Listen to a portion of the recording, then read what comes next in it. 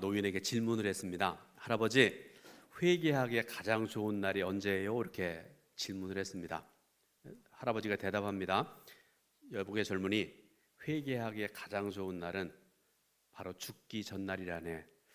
대답을 듣고 놀란 젊은이가 다시 묻습니다. 그렇다면 내가 죽는 날을 어떻게 알 수 있습니까? 이렇게 질문했습니다.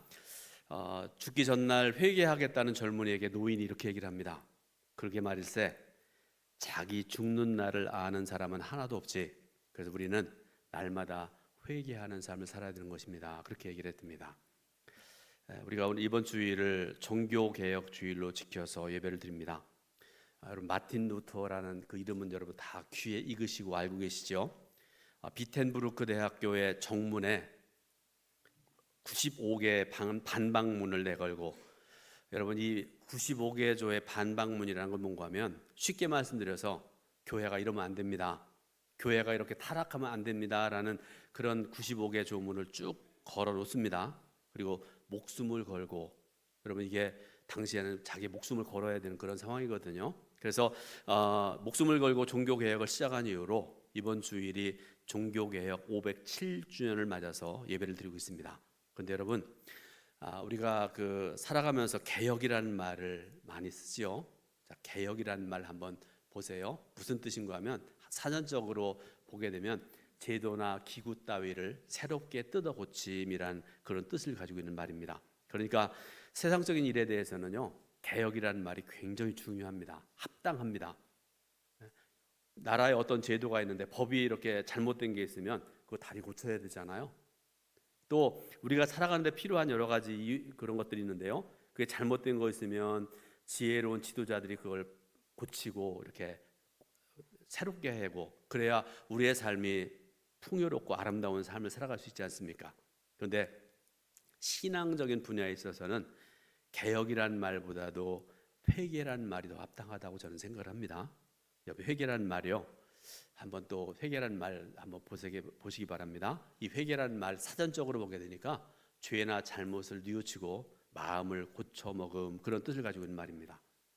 우리 기독교에서 회개라는 말은요, 단순히 마음을 바꾸는 것 또는 과거의 행동에 대해서 후회하거나 회한의 감정을 갖는 것 이상의 의미를 가지고 있습니다. 회개는요, 삶의 전체의 방향을 바꾸는 결정을 내리는 것이고요, 마음과 행동의 완전한 변화가 뒤따라야 됩니다. 그래서 죄로부터 돌아서서 하나님께로 의식적으로 방향을 바꾸는 것, 이게 바로 회개라는 말의 뜻입니다. 제가 한국의 목사님들 중에 존경하는 목사님 중에 한 분인데요, 우리 한국교회가 굉장히 존경하는 그런 목사님이 한 분 계신데요, 한두 분이 아니라 여러 분 계시죠. 홍정길 목사님에 대한 얘기 잠깐 말씀을 드리려고 그래요. 지금도 살아계세요. 이따가도 잠깐 말씀드리겠지만, 이 목사님께서 팔순이 돼가지고요, 축하하기 위해서 많은 분들이 모여가지고 목사님과 함께 이렇게 식사하는 자리에서 목사님께서 이제 감사 인사를 하십니다. 내용이 이렇습니다. 팔순이 됐다니 감사합니다. 주님께 붙잡혀 사역을 시작한 이래 수고와 슬픔을 느낄 틈도 없이 여기까지 왔습니다. 문제는 주변 사람들의 수고와 슬픔을 보지 못하고 달려온 것과 나 때문에 생겨난 수고와 슬픔들이 동행하며 사신 분들에게 있었던 것을 살피지 못한 채 살아왔다는 것입니다. 천국에 입성할 때 하나님께서 나는 내 얼굴을 알지 못한다, 단 내 뒤통수만 안다라고 하시지 않을까 걱정이 큽니다. 앞으로 주님을 만나는 날까지 수고와 슬픔을, 그리고 주님의 얼굴을 대면하는 시간들을 많이 가져야 되겠다고 다짐해보는 기도 시간을 많이 가졌습니다. 그간 미숙한 제가 수고와 고통을, 그리고 슬픔을 안겨준 모든 분들에게 용서를 구합니다. 그리고 동행하신 분들에게 진심으로 감사를 드립니다 라는 그런 인사를 드렸습니다. 오늘 우리가 시편 51편의 말씀을 통해서 회개에 대해서 다시 한번 알아보고 배우고 확신한 일에 거할 수 있기를 바랍니다. 먼저 우리는 회개가 하나님의 자녀인 우리 성도들의 삶에 있어서 필수 요건이라는 사실을 알아야 됩니다. 회개가 없는 성도의 삶이라는 것은요, 상상할 수 없습니다. 그런데 여러분, 회개라는 두 가지의 사실을 전제하는 것입니다. 하나님의 완전하심과 성도에 대한 의로운 요구라는 사실입니다. 또 하나는 그 하나님의 요구에 대해서 죄성과 연약함을 안고 있는 우리 자신의 현실입니다. 그러므로 참 믿음을 가지고 있다고 하면서 회개에 대해서 모르는 것은요, 세상에서 가장 큰 모순이라고 어느 목사님께서 이렇게 말씀을 하고 계세요. 그리스도를 믿고 하나님의 자녀가 되고 그 삶의 성령님을 보혜사로 모신 자들의 인생 행로는 회개의 연속이라고 말씀드릴 수가 있습니다. 그러니까 여러분, 어떤 사람들은 그런 얘기들을 해요. 너희들은 왜 그렇게 맨날 회개만 하느냐? 그렇죠? 모르는 사람들은 회개한다고 그러면 그거 가지고 비난합니다. 그런데 여러분, 한번 생각을 해보세요. 저와 여러분들이 좀 부족한 힘이 많은 사람들이잖아요. 어떤 A라는 죄를 지었는데 하나님 이 죄를 A라는 죄를 지었습니다. 잘못했습니다. 용서해 주세요. 회개잖아요. 그러면 완전히 삶의 방향을 돌려야 되는데 그렇지 못한 경우들이 많잖아요. 마치 모세가 애굽의 바로 앞에 가서 10가지 재앙을 선포했을 때 말씀 전할 때는 돌이키는 듯하다가 다시 옛날로 돌아가고 자꾸 반복했던 것과 같은 이치라고 생각을 해요. 한 번 잘못했다고 그래서 그 길에서 돌이키고, 그러니까 다른 말로 하면 우리가 완전한 성화되어 살아가면 참 좋을 텐데 많은 경우에 그렇지 못한다는 말씀이죠. 똑같은 잘못을 자꾸 반복하고 아침에도 죄 짓고 회개하고 점심에도 죄 짓고 회개하고 저녁에도 그러고 하루에도 12번씩 그런 것이 저와 여러분들의 일반적인 모습 아니겠습니까? 마태복음 5장 8절에서 4절에서 애통하는 자는 복이 있다라고 예수님께서 말씀하신 것도 성도의 죄에 대한 회개의 실제를 염두에 두신 그런 말씀입니다. 물론 회개할 때 애통하는 것은요, 두려움의 발로가 아닙니다. 그리스도 안에 있는 자들은 이미 의롭다 하심을 받은 자들이고요, 정죄에서 완전히 벗어난 자들입니다. 지난 금요 심야기도 시간에 연합속회로 모였던 그런 시간이잖아요. 여러분, 제가 그 시간에 말씀 들으면서 굉장히 은혜 받았던 사람 중에 하나인데요, 기억나십니까? 여러분 다 잊어버리셔서도 지난 금요 심야기도 시간에 말씀 본문이 성경 66권 중에 어디였습니까? 네, 로마서입니다. 똑똑하십니다. 훌륭하십니다. 여러분, 로마서는요, 성경 중에 성경이라고 그렇게 많은 분들이 얘기를 합니다. 그리고 로마서의 주제는 보여주세요. 내자입니다. 이신칭의, 믿음으로써 의롭게 여김을 받는다. 더 쉽게 말씀드리자면 예수를 나의 구원자로 믿으면 영생을 얻게 된다라는 그런 말씀입니다. 자, 로마서 10장 9절 10절 말씀을 같이 봉독해 올립니다.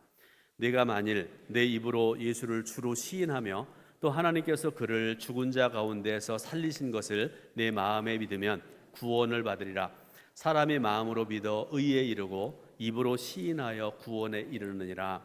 아멘. 저 여러분 모두는 예수를 나의 구원자요 나의 생명이요 하나님의 아들 메시아로 믿는 자들이기 때문에 멸망하지 아니하고 영원한 생명을 이미 얻게 된 줄로 믿으시기 바랍니다. 그러므로 그리스도인의 죄는요, 아까 말씀드렸죠, 아침에도 점심에도 저녁에도 우리가 죄를 짓고 살아가는 그런 부족한 자들이다, 그런 말씀드렸지 않습니까? 그런데 그리스도인의 죄라는 것은요, 조금 어려운 말인데 이제 정죄의 대상이 아니라 하나님의 아버지의 징계의 대상이라는 것입니다. 조금 어려운 말인데요, 예를 들어 이런 겁니다. 자, 여러분, 정죄라는 말의 뜻을 한번 보세요. 정죄, 앞에 있는 게 정죄입니다. 한문으로. 이 정죄라는 말의 뜻은 뭔가 하면 죄가 있다고 단정함. 설명드리면 어떤 도둑놈이 1억 원어치의 남의 집에 가가지고 요새 금이 비싸다고 그래요. 60 한 돈에 얼마? 50이요? 더 안 올라가네요. 금방에 들어가서 1억 원어치의 금을 훔쳤다고 가정을 해보세요. 현장에서 붙잡혔습니다.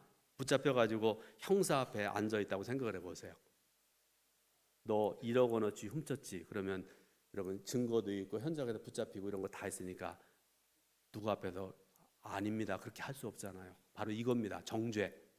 죄가 있다고 단정함. 그런데 예수 믿기 이전에 저와 여러분들의 상황이 바로 그런 상황이었다, 그런 말씀입니다. 또 하나, 징계란 말도 여러분 아까 보시면 뒤쪽에 있는 말씀이 어려운, 한자도 어렵지 않습니까? 징계라는 말의 뜻이 있는데요. 그 말의 뜻이 뭔가 하면 잘못이나 허물 따위를 나무라서 벌을 내리거나 제재를 가함, 그런 뜻입니다. 그러니까 앞에 말씀드렸던 정죄라는 말하고 뜻이 좀 다르잖아요.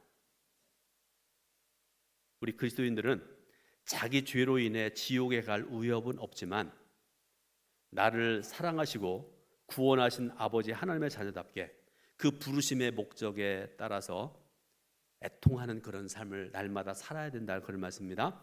그리고 회개가 애통만으로 끝나지 않게 하신 하나님을 찬양하는 삶을 살아야 됩니다.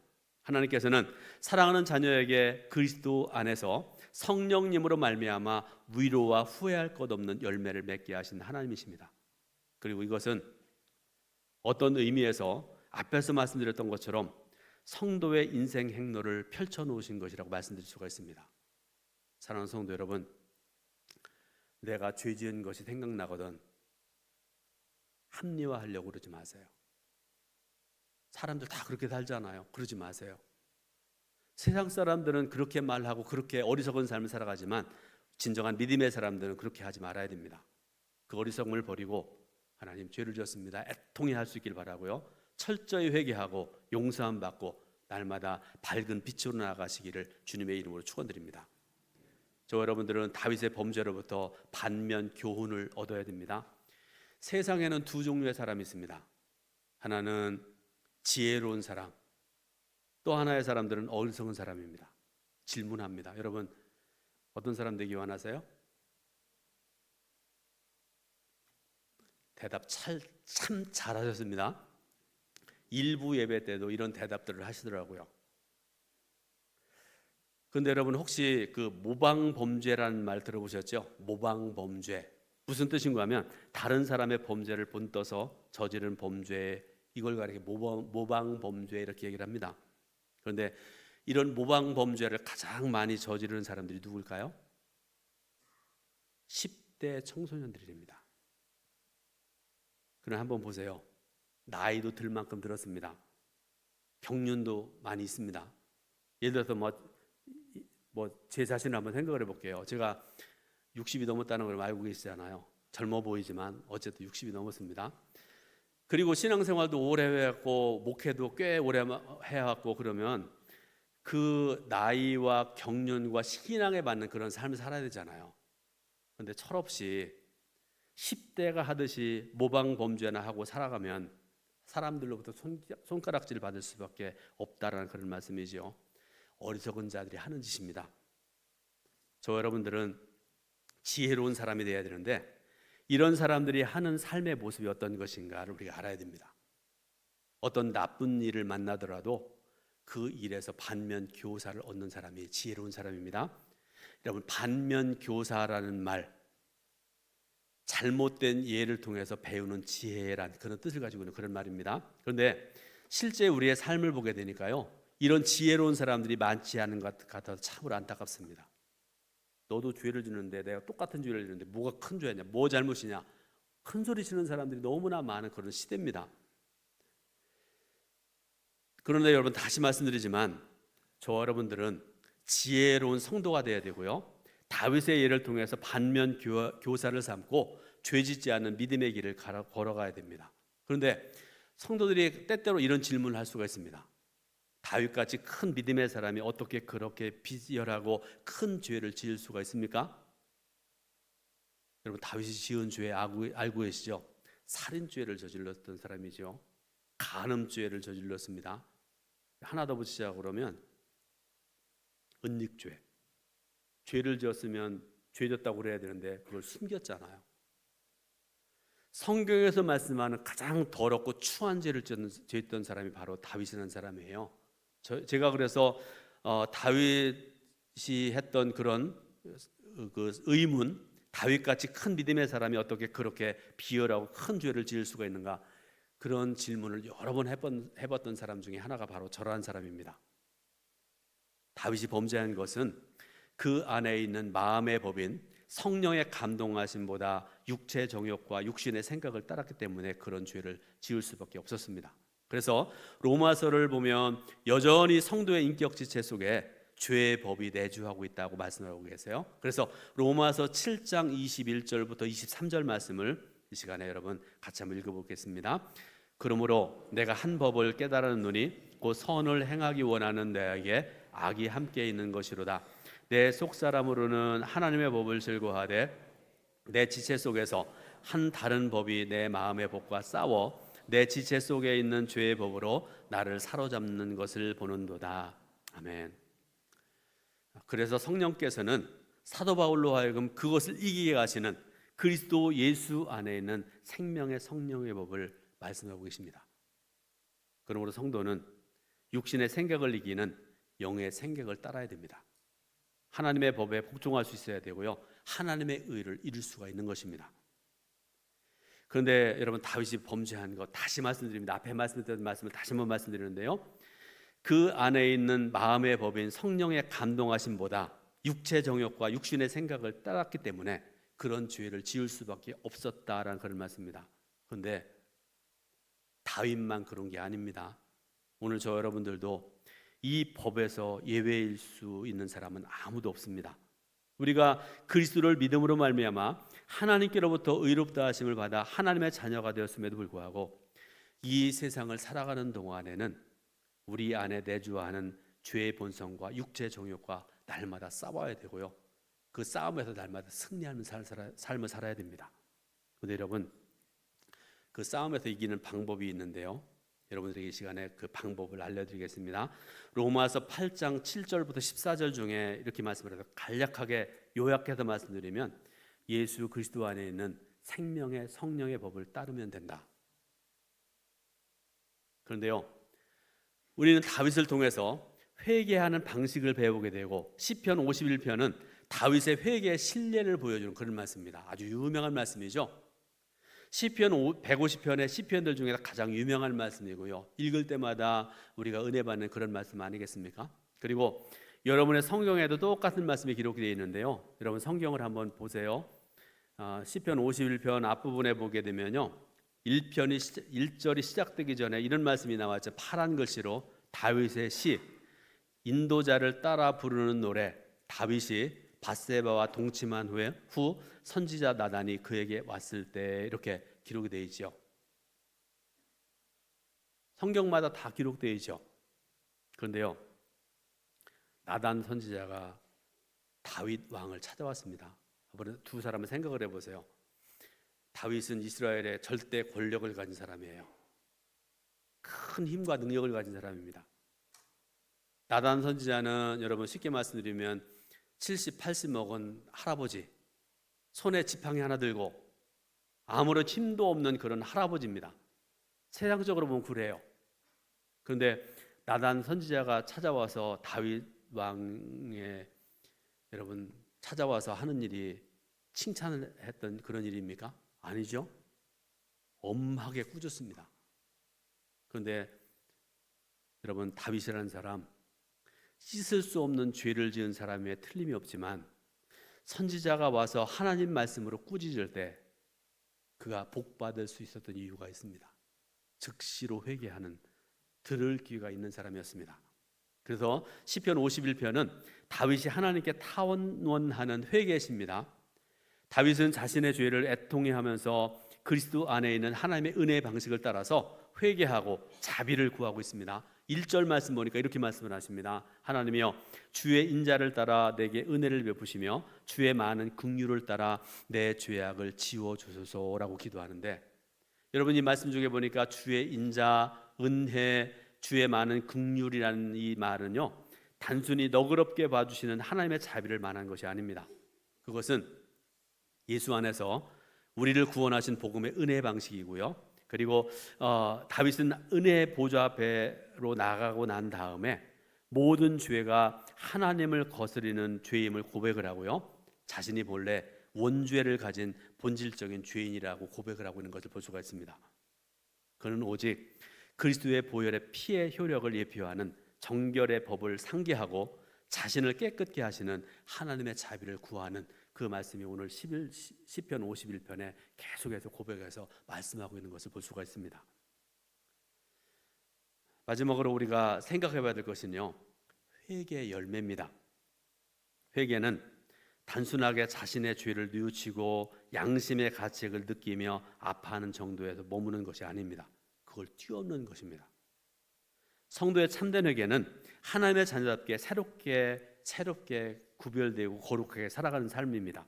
그래서 참되게 회개하는 사람은 의의 거룩한 열매를 맺게 되는 것인데, 다윗의 탄원과 결심이 그것을 보여주는 그런 말씀이죠. 오늘 읽을 말씀 중에 시편 51편 10절부터 14절 말씀, 51편 10절부터 14절 말씀 같이 봉독해 올립니다.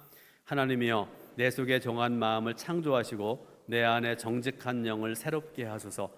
나를 주 앞에서 쫓아내지 마시며 주의 성령을 내게서 거두지 마소서. 주의 구원의 즐거움을 내게 회복시켜 주시고 자원하는 심령을 주사 나를 붙드소서. 그리하면 내가 범죄자에게 주의 도를 가르치리니 죄인들이 주께 돌아오리이다. 하나님이여, 나의 구원의 하나님이여, 피 흘린 죄에서 나를 건지소서. 내 혀가 주의 의를 높이 노래하리이다. 아멘. 이 시간에 여러분들에게 마지막으로 권고하고 싶은 말씀은요, 하나님께서 우리의 죄를 기억하지 아니하시고 늘 은혜를 베푸시는 것 같이 우리도 형제와 자매의 연약함과 허물과 죄를 기억하지 말고 그리스도의 사랑으로 덮어주고 서로 받아야 된다는 말씀입니다. 제가 일부 예배 시간에도 가끔 여러분들에게 말씀드리고 하는 그런 말씀 중에 하나인데요, 제가 우리 교회 와서 20년 넘게 이렇게 있는 동안에 가끔 아마 5년에 한 번이나 10년에 한 번 정도 저를 찾아와 가지고 어느 권사님이나 어느 성도님에 대해서 이렇게 흉을 보는 사람이 있어요. 목사님, 아무개 권사 옛날에 어떻게 살았는지 아세요? 그거 저한테 알려가지고 어떻게 하시려고요? 그러지 말라는 말씀입니다. 하나님은 우리의 죄를 다 받으시고 용서하셨는데, 우리도 하나님이 그러셨던 것처럼 형제와 자매의 연약함과 허물과 죄를 기억하지 말고 그리스도의 사랑으로 덮어주고 서로 받아줘야 된다, 그런 말씀입니다. 앞에서 제가 말씀드렸던 홍정길 목사님, 이 목사님은 제가 잊을 수 없는 그런 목사님이기도 한데요, 제가 대학교 1학년 2학년 때 저희 둘째 형님이 반포에서 살았습니다. 그때는 반포가 최고였습니다. 거기서 살면서 제가 그래도 명색이 신학교 다니는 사람인데, 여러분 그때는 죄송하지만 교회에서 봉사 같은 거 안 했습니다. 그때 제 마음속에 칼을 품고 살았어요. 제가 가끔 말씀드리지만 학생운동 하느라고 제가 공부도 안 하고 맨날 돌멩이만 던지고 이곳저곳 쫓아다니던 그런 시대를 살았던 그때가 대학교 1학년 2학년 때인데요, 그래가지고 제가 강제 징집돼가지고 군대 갔던 그런 사람이기도 하고 그런데요, 그런데 주일에는 저 형님 아파트에 그 남서울 은혜교회 홍정길 목사님 목회하시던 그런 교회입니다.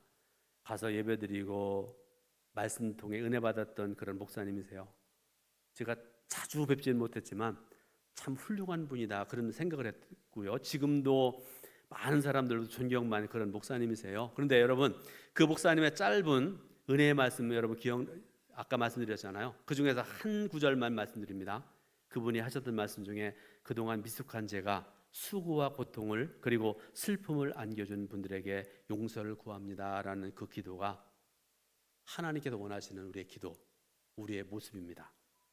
오늘 저 여러분들은 구원받은 하나님의 자녀인 우리의 회개 생활의 이치와 은혜와 그 열매에 대해서 말씀을 들었습니다.